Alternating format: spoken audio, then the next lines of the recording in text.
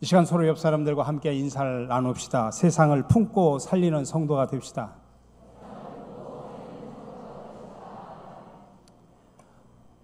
(2020년) 새해 경자년 쥐띠의 여러분과 가정 그리고 사업과 직장 외에 하나님의 풍성한 축복이 흘러넘치기를 간절히 축원합니다. 예로부터 이 쥐띠로 태어난 사람은 지혜가 많고 머리가 좋아서 하나를 가르쳐주면 10가지를 안다고 합니다. 우리 쥐띠 여러분 그렇습니까? 또한 성격도 유순하고 온순해서 인간관계가 별 무리 없이 원만한 사람들이 참으로 많다고 합니다. 그렇기 때문에 친구 관계도 좋고 또 형제 자매와의 관계도 좋아서 그 사람 주변에는 사람들이 많이 모이는 그런 스타일이라고 합니다. 그러한 쥐띠의 모습처럼 우리 모든 성도들이 올 한 해 말씀과 기도를 통해서 하나님과 친밀한 교제를 나누며 살아가는 복된 한 해가 되시기를 주님의 이름으로 간절히 축원합니다. 특별히 올해는 우리 교회 창립 90주년이 되는 해입니다. 90주년이라고 하면 왠지 모르게 느낌이 정체된 교회 이미지가 느껴집니다. 그렇지만 교회는 항상 갱신하고 변화되어야 합니다. 그렇지 않으면 썩은 고인물이 되기 때문입니다. 그래서 앞으로 10년 후인 2030년이 되면 우리가 100주년을 맞이하게 되는데 우리가 100주년을 내다보면서 우리 교회 비전을 신갈 비전 2030이라고 명명을 하고 더욱더 건강한 교회가 되기를 소망하면서 올해를 비전 출발의 원년으로 삼고 우리가 전진해 나가려고 합니다. 특별히 우리 교회는 늙어가는 교회, 과거를 추억만 하는 그런 교회가 아니라 오늘보다 미래가 더 희망적인 교회가 되기 위해서 더욱더 본질을 추구하는 교회가 되기를 간절히 바랍니다.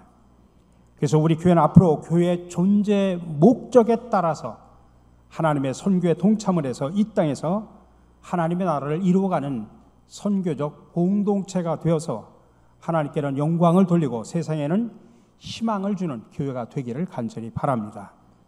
따라서 앞으로 10년 동안 우리 교회 공식 표가 올해표뿐만 아니라 10년 동안 우리가 세상을 품고 살리는 교회, 선교적인 공동체 운동을 지향하는 교회로 정해서 흩어지는 교회, 타자를 위한 교회를 강조하고자 합니다. 특별히 오늘은 우리 교회 창립 90주년을 맞이하는 해를 맞이해서 우리가 고백이라고 하는 주제로 고백의 다양한 의미를 우리가 새기면서 우리의 비전을 함께 나누고자 합니다. 첫 번째 고백입니다. 고백, 과거로 돌아가자는 이야기가 아니라 본질로 돌아가자는 의미를 담은 이야기입니다. 무엇이든지 본질을 잃어버리지 않는 것이 참으로 중요합니다. 우리는 본질에서 벗어나는 것을 뭐라고 표현하냐면 타락했다, 부패했다라고 표현합니다. 요즘 많은 교회들과 사회가 어려움을 당하는 것도 여러 가지 원인이 있지만 근본적으로 들어가 보면 본질에서 벗어났기 때문입니다. 그러나 교회는 끝까지 본질을 잃어버려서는 안 됩니다. 그래서 예수님께서도 본질을 잃어버리게 되면 얼마나 쓸모없는 존재가 되는지 오늘 마태복음 5장 13절에서 말합니다. 너희는 세상의 소금이니 소금이 그 맛을 잃으면, 다시 말하면 소금이 그 본질을 잃어버리면 무엇으로 짜게 하려라고 말합니다. 소금의 본질은 짠맛이죠. 근데 그 본질인 짠맛을 잃어버리면 더 이상 소금이 아니라는 이야기입니다. 교회가 그렇다는 이야기입니다. 교회가 본질을 잃어버리면 교회도 그렇게 됩니다. 자, 그렇다면 교회 본질이라고 하는 게 뭘까요? 하워드 스나이더라고 하는 분은 교회를 이렇게 표현을 했습니다. 교회는 그리스도의 몸이요 성령의 공동체이며 하나님의 백성이다. 또한 교회는 가장 위대한 왕에게 속한 공동체이며 동시에 만물을 화목케 하시려는 하나님의 계획을 수행하려고 이 세상에 두신 대행자이다. 그래서 오늘 본문에서 예수님이 말합니다. 아버지께서 나를 보낸 것 같이 나도 너희를 보내노라. 이 말씀은 부활하신 주님이 최초로 공식 석상에 나타나는 그런 장면 속에서 나오는 이야기입니다. 시간적으로는 부활하신 날 저녁입니다. 이때 제자들은 한 곳에 모였습니다. 왜 그러냐면 자기들이 믿고 따랐던 예수님이, 스승이 십자가에서 죽으셨기 때문에 너무나 충격을 받고 두려워 떨었습니다. 19절에 보니까 제자들이 유대인들을 두려워하여 모인 곳에 문을 닫았다. 문을 꽁꽁 닫아놓고 그냥 두려워 덜덜덜 떨었습니다. 바로 이 두려워 떠는 제자들 가운데 부활하신 주님이 나타나셨습니다. 그들에게 뭐라고 말씀하셨습니까? 오늘 본문은 부활하신 주님의 첫 번째 공식 메시지입니다. 여기에서 세 가지 중요한 명령을 담고 있습니다. 첫 번째로는 너희에게 평강이 있을지어다. 다시 말하면 평안의 선포입니다. 많은 사람들이 처음 예수 믿고 신방을 하면은 늘 그런 말을 합니다. 이상하게 교회 나가면 첫 번째 느낀 게 마음이 왜 그렇게 평안한지 모르겠다고. 여러분, 예수 믿고 첫 번째로 얻는 선물이 바로 평안입니다. 평안은 하나님의 선물이기 때문에 그렇습니다. 그러므로 우리도 세상에 나가서 평안을 선포하고 이 땅 속에서 평안을 이루고자 노력을 해야 되는 것입니다. 두 번째, 내가 너희를 보낸다라고 말하고 있습니다. 사명의 선포입니다. 우리가 예수 믿고 평안하게 사는 것만이 우리의 특권이 아닙니다.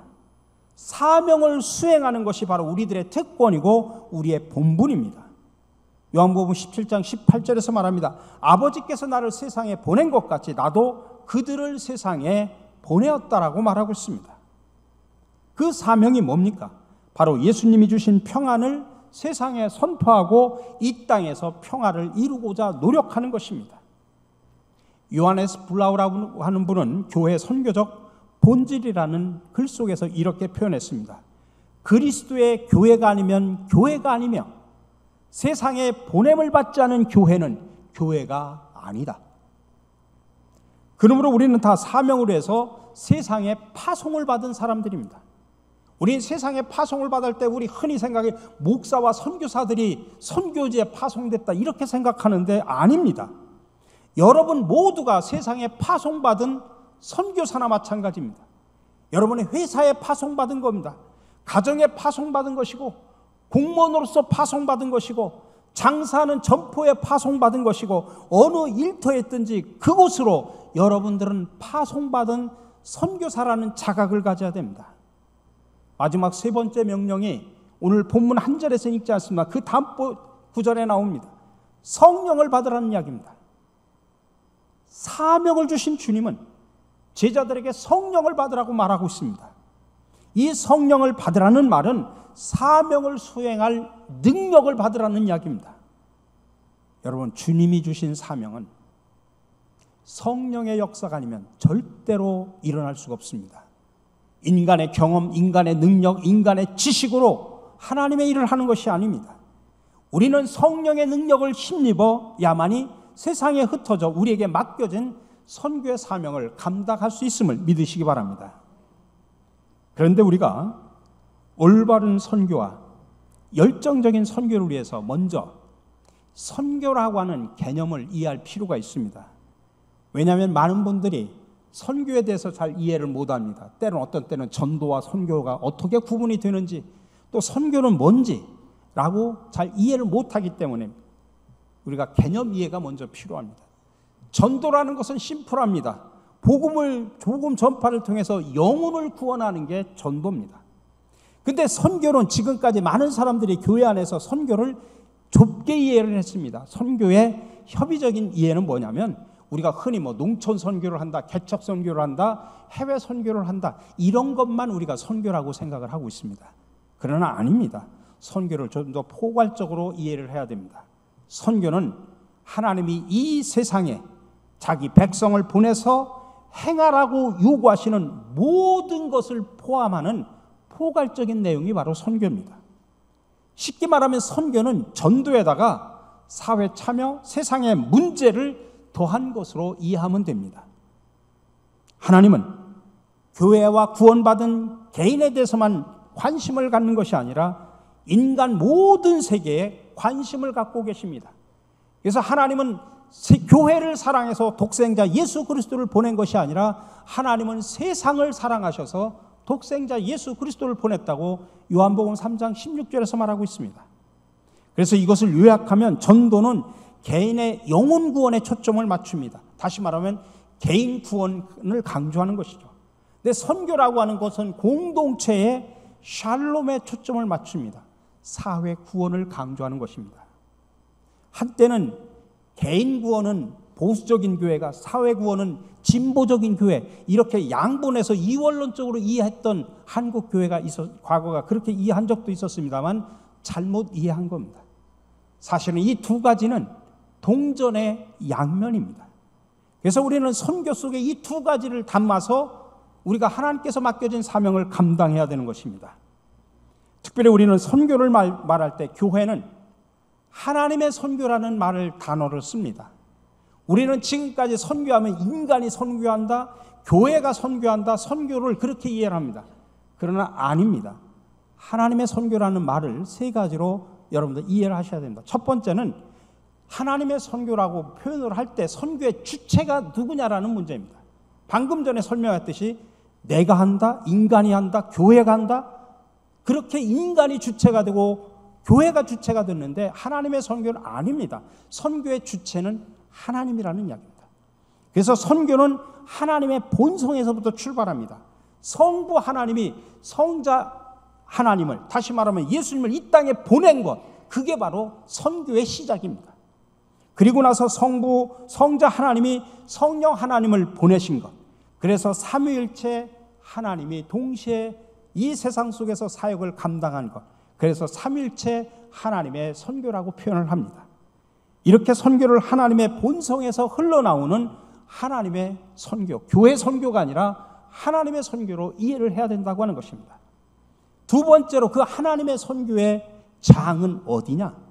바로 이 세상이라고 하는 것입니다. 그래서 우리가 읽었던 산상수훈의 마태복음 5장 13절 16절에 너희는 세상의 소금이다, 너희는 세상의 빛이다라고 말하고 있습니다. 여러분들은 교회 안에서 빛과 교회 안에서 소금이 아니라 세상에 흩어져서 세상 속에서 소금이 되고 세상 속에서 빛이 되라고 우리가 부름받았다는 사실을 기억하셔야 됩니다. 그렇기 때문에 선교의 패러다임이 옛날하고 지금은 바뀝니다. 옛날에는 하나님, 그리고 두 번째 교회, 그 교회를 통해서 세상을 나가서 선교한다 이렇게 생각했는데 지금은 아닙니다. 하나님, 세상, 그리고 교회입니다. 이게 바로 교회는 교회 자체를 위해서 존재하는 것이 아니라 하나님의 선교를 위해서 존재한다고 하는 의미의 패러다임의 변화입니다. 그래서 이제는 세상의 모든 문제가 다 선교의 과제가 되는 겁니다. 정치 문제, 경제 문제, 사회 문제, 사회 모든 문제, 사회는 따로, 교회는 종교적인 영역만, 그게 아닙니다. 세상의 하나님이 세상으로 우리를 파송했다고 하면 그 세상의 모든 문제가 다 선교의 과제가 되는 겁니다. 그래서 세계 교회가 이 세상의 문제를 놓고 선교의 과제로 삼고서 연구를 해보니까 세상의 다양한 문제들이 복잡하게 있지만 딱 요약하면 세 가지로 요약을 할 수 있다고 하는 것입니다. 그걸 영어로 JPIC라고 표현합니다. 바로 정의와 평화와 창조 질서의 보존이라고 하는 것입니다. 세상에 많은 문제가 정의가 무너졌기 때문에 생기는 문제들이 얼마나 많은지 모릅니다. 갈등으로 인하여 평화가 깨져버렸습니다. 하나님이 세상을 창조하고 보기 좋다라고, 참 좋다라고 하는 세상이 인간의 탐욕과 이기심으로 다 엉망이 되어버렸습니다. 그 세상을 어떻게 하나님이 본래 창조한 그 모습으로 또 우리가 그 창조 질서를 계속 유지시켜 갈 것이냐, 이게 바로 오늘날 이 시대의 선교의 과제라는 이야기입니다. 그리고 마지막으로 하나님의 선교의 목적은 뭐냐? 뭘 위해서 하나님의 선교를 하는 거냐? 하나님의 나라를 이 세상에다 실현시키는 것입니다. 또한 각자의 삶의 자리 속에서 샬롬의 공동체를 만들어가는 것입니다. 우리가 거창하게 막 정치 문제, 세계 모든 문제를 끌어안고 기도하고 선교의 과제로 삼는 것도 중요한데 우선 무엇보다도 나부터 시작해서 가까운 곳부터 시작을 해야 되는 겁니다. 내 마음이 하나님의 나라가 되고 내 가정이 하나님의 나라를 만들어 가야 되고 우리 교회를 하나님의 나라로 만들어 가야 되고 내가 사는 조그만 동네를 하나님의 나라로 만들어 가고 그 다음에 우리가 이 세상을 하나님의 나라로 만들어 가는 그런 사명을 감당해야 된다고 하는 것입니다. 하나님의 나라라고 하는 것은 성서의 중심 주제이죠. 또 복음 선포의 궁극적인 목표입니다. 하나님의 나라가 뭐냐? 하나님의 주권이 지배되는 곳을 바로 하나님의 나라라고 말합니다. 우리 교회 공동체가 하나님의 나라가 되려면 하나님이 이 교회의 주인에 대해서 주권을 가지고 하나님이 이 교회를 이끌어 가셔야 됩니다.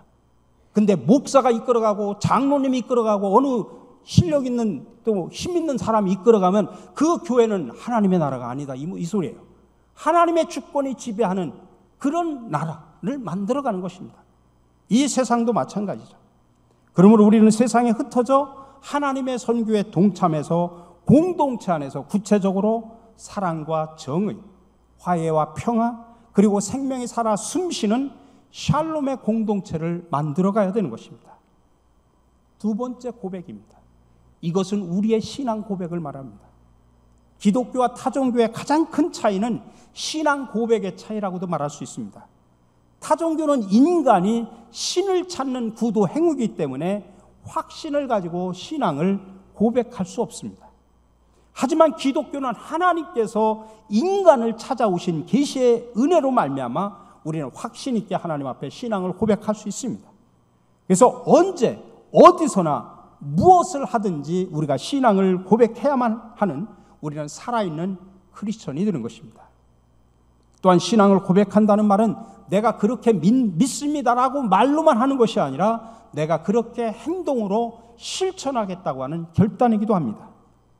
그렇다면 여러분에게는 이런 신앙 고백이 있습니까? 언제 어디서든 이런 신앙 고백이 우리에게 있어야 됩니다. 우리가 교회 본질인 하나님의 선교에 동참하여 하나님의 나라를 이 땅에 실현시켜 가겠습니다라는 그런 고백이 우리 속에 있어야 됩니다. 마지막 세 번째 고백입니다. 고백, 여기서 말하는 백은 숫자 100입니다. 다시 말하면 100주년을 향해서 나가자는 이야기입니다. 우리 신갈 비전 2030을 세워놓고 그 비전을 향해서 달려가자는 의미입니다. 미국 인디언사이에 전해 내려오는 이야기가 있습니다. 아파치족 추장이 후임을 뽑게 되었습니다. 3명의 최종 후보자를 선발하고 마지막 테스트를 합니다. 추장은 3사람에게 저 높은 산에 올라갔다 오라고 명령합니다. 첫 번째 후보는 산의 정상에 올라갔다가 정상에 갔다 온 증거로 정상에 있는 돌을 가지고 왔습니다. 두 번째 후보는 정상에 있는 풀을 뜯어왔습니다. 그런데 세 번째 사람은 맨손으로 돌아왔습니다. 그러자 추장은 세 번째 사람에게 왜 맨손으로 돌아왔느냐고 묻습니다. 그는 말합니다. 우리는 저 산 너머로 이주해야 됩니다. 제가 산 정상에 올라가서 살펴보니 저쪽 너머에는 넓은 농토가 있고 강이 있어서 여기보다 훨씬 살기가 좋은 땅입니다. 이 셋 중에 누가 추장이 됐을까요? 당연히 세 번째 사람입니다. 왜요? 그는 비전을 가지고 있었기 때문입니다. 여러분, 이 시대에 하나님께서 쓰시는 사람은 외부적으로 어떠한 훌륭한 조건을 가진 사람이 아니라 미래를 바라보는 비전의 사람임을 기억하시기 바랍니다. 교회도 마찬가지입니다. 비록 건물은 형편없고 비천한 역사를 가진 교회라고 할지라도 그 교회가 비전을 갖고 있다면 하나님은 그 교회를 들어서 하나님의 뜻을 실현시켜 간다는 사실을 아셔야 됩니다. 그래서 우리는 이 하나님의 비전을 가슴에 품고 우리가 앞으로 달려가려고 하는데 그 비전을 우리는 세상을 품고 살리는 교회가 되자, 다시 말하면 선교적인 교회 공동체를 지향하는 교회로 삼으려고 합니다. 세상을 품는 교회라는 말은 우리 교회만이 아니라 우리 교회가 타자로 해서 존재해야 된다. 흩어지는 교회를 강조하는 말입니다.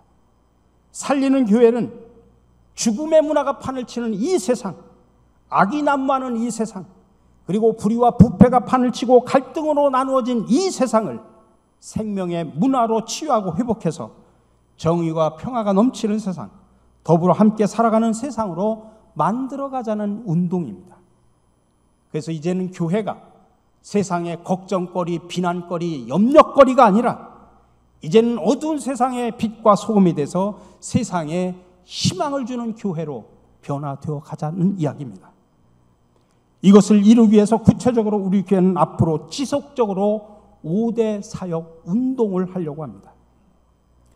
우리가 신갈 비전 2030에서 5대 사역 운동을 합니다. 여기서 신갈 비전 2030 할 때 2030의 의미가 아까도 말씀드렸듯이 숫자적으로는 2030년이 교회 100주년이라는 의미고, 실제적으로 상징적인 의미는 교회의 본질로 돌아가자는 뜻입니다. 특별히 5대 사역은 크게 넓게는 두 가지로 나눌 수 있습니다. 하나는 모이는 교회, 하나는 흩어지는 교회를 이야기합니다. 모이는 교회와 흩어지는 교회의 조화를 이야기하는 겁니다. 모이는 교회로서 두 가지 사역 운동을 하게 됩니다.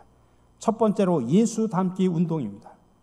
우리가 내적으로 먼저 말씀을 통해서 하나님의 뜻을 분별하고, 기도를 통해서 하나님과 친밀한 교제를 나누고, 그럼으로써 예수님의 신앙과 인격을 닮아서 성숙한 그리스도인이 되자는 운동입니다.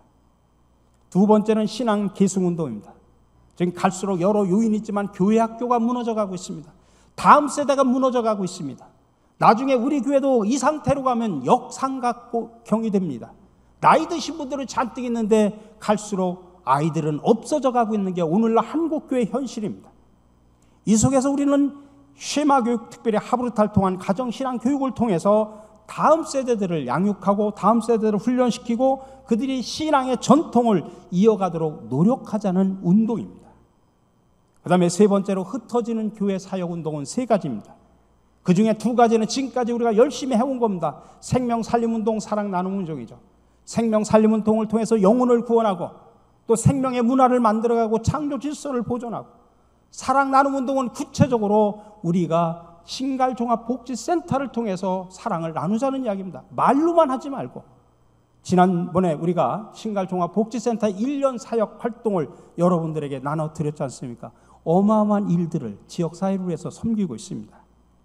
마지막 다섯 번째가 하나님 나라 운동입니다.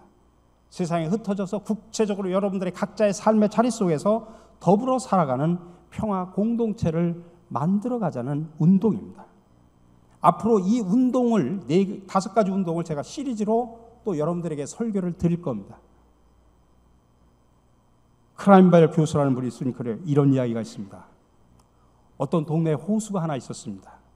근데 가끔 그 호수에서 사람들이 뱃놀이를 하다가 빠져 죽기도 하고, 때로는 수영을 하다가 수영 미숙으로 익사사고가 발생하기도 했습니다. 그래서 동네 사람들이 모여서 회의를 했습니다. 결론은 동네 사람들이 한 사람씩 교대로 호숫가에 서서 경비를 서기로 했습니다. 그리고 나서 이제 경비를 쓰는데 계속 서서 경비를 쓰다 보니까 다리가 아파서 앉을 의자를 만들기로 했습니다. 근데 이제 의자를 만들어 놓긴 했지만 이번에는 따가운 햇빛이 있어서 햇볕을 가릴 지붕이 필요했습니다. 그래서 지붕을 만들었습니다. 이렇게 하나씩 세워나가다 보니까 때로는 비를 막을 수 있는 벽도 만들었고, 돌로 된 바닥에 카페트도 깔면서 나중에는 인명을 구조할 훌륭한 구조본부가 생겼습니다. 근데 막상 물에 빠진 사람을 건져가지고 구조본부에다가 데려다 눕혀놨더니 깨끗한 카페트 바닥에 먹은 것을 토해버리고 각종 오물을 묻혀버리는 겁니다. 그 마을 사람들이 생각할 때 이 깨끗한 카페트가 더러지기 때문에 물에 빠진 사람을 일단 구하면 이 구조본부로 안으로 데려오는 것이 아니라 그냥 구조본부 밖에다가 두기로 했습니다. 결국에는 생명을 살리는 목적으로 지어놓은 건물이 생명을 구조하는 데는 정작 사용하지 못하고 있었다는 이야기입니다. 인명 구조를 목적으로 세운 건물이 본질을 잃어버렸다는 이야기입니다. 사랑하는 성도 여러분, 우리 교회는 어떻다고 생각하십니까? 아니, 우리 교회도 하나님이 90년 전에 주님의 핏값으로 이곳에 세워서 세상에 흩어져 하나님의 선교에 참여하면서 하나님의 나라를 이루어가는 데 쓰임받도록 이 교회를 세워줬는데 우리는 그 본질을 잃어버리고 있지는 않는지, 아직도 세상에는 절망하고 있는 사람들이 많은데 그 사람들을 외면한 채 나만, 우리 가정만, 우리 교회만 하나님의 축복을 받으면 되는 거지, 우리 교회만 열심히 부흥하고 성장하면 되는 것이지 다른 사람까지 뭘 돌볼 필요가 있느냐, 이렇게 생각하고 있지는 않습니까? 여러분, 교회는 세상의 기쁨과 아픔 그리고 절망을 품어 안아야 됩니다. 그리고 그들에게 올바른 복음을 선포하여 희망을 갖게 해야 됩니다. 그래서 우리 교회는 앞으로 세상을 품고 살리는 교회가 되자라고 지금 외치는 것입니다. 이것이 하나님이 이곳에 90년 전에 이 신갈 장로교회를 세우신 목적이기 때문에 그렇습니다. 그러므로 이제부터 우리는 오늘 주신 이 말씀과 비전을 여러분 저와 함께 공유하면서 먼저 제가 부탁드리는 것은 뜨겁게 기도부터 해주시기 바랍니다. 여러분, 교회에서 하는 모든 사명은 기도 없이는 할 수가 없기 때문입니다. 그리고 또 하나 부탁드립니다. 신갈 비전 2030을 이루기 위한 구체적인 5대 사역 운동에 여러분 열정적으로 동참해 주시기 바랍니다. 제가 다음 주부터 시리즈로 말씀드린 이 5대 사역 운동을 구체적으로 무엇인가를 더 자세하게 설명을 드릴 겁니다. 그 운동 가운데 여러분 1인 1사역 참여하기 운동으로 적극적으로 동참을 해 주시기 바랍니다. 그래서 우리 교회가 어두운 세상, 무너져가는 세상에 빛과 소금이 되어서 세상을 품고 살리는 교회로 거듭나 하나님께는 영광을, 세상에는 희망을 주는 교회로 거듭나기를 주님의 이름으로 간절히 축원합니다.